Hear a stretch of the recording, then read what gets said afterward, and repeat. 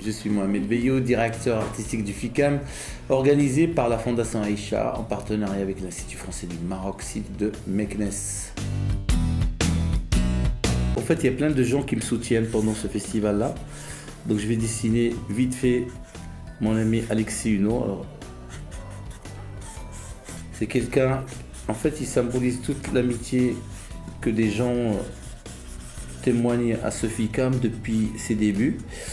Et Alexis, il a une Guyane et plein d'autres.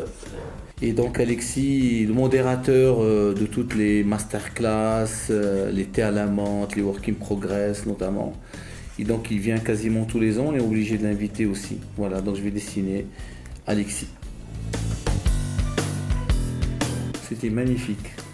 Je vais le dessiner, j'étais trop content parce que la ville d'Annecy est une ville magnifique. Donc ça c'est moi. Et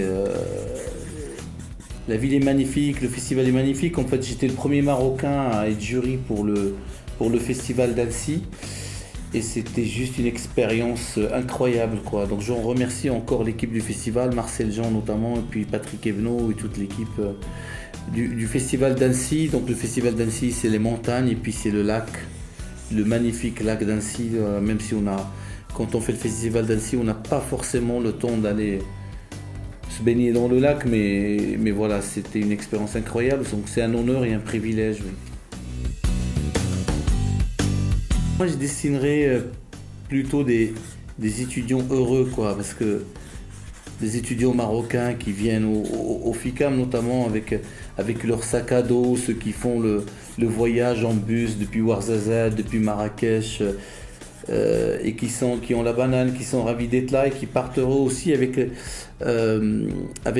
des étoiles dans les yeux parce qu'ils ont rencontré plein de gens.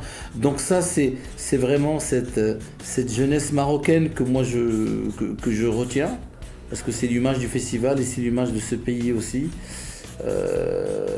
Voilà quoi. Donc après, il y a toutes ces rencontres-là avec des gens merveilleux comme Isao Takahata, comme Eric Goldberg, comme Peter De Sève qui est là cette année, Michel Oslo, enfin on a plein, Alexandre Petrov, Florence Miaille, enfin on a vraiment accueilli des gens merveilleux.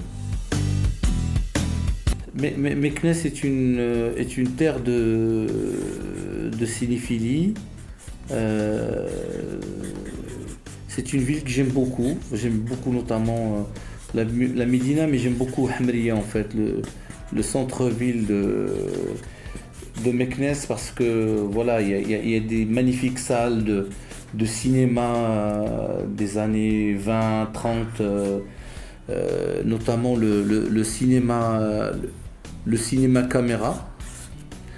Et voilà, et en fait, je pense que moi, je ne vois pas le festival dans une autre ville que Meknes, en tout cas par rapport au Maroc. C'est de beaux espaces, parce qu'il y a la proximité, parce qu'on peut faire tous les lieux à pied. Et puis surtout, on voit bien qu'il y a une culture cinéphilique, on voit bien, qui explique tant de monde dans les salles, que ce soit des petits ou des grands.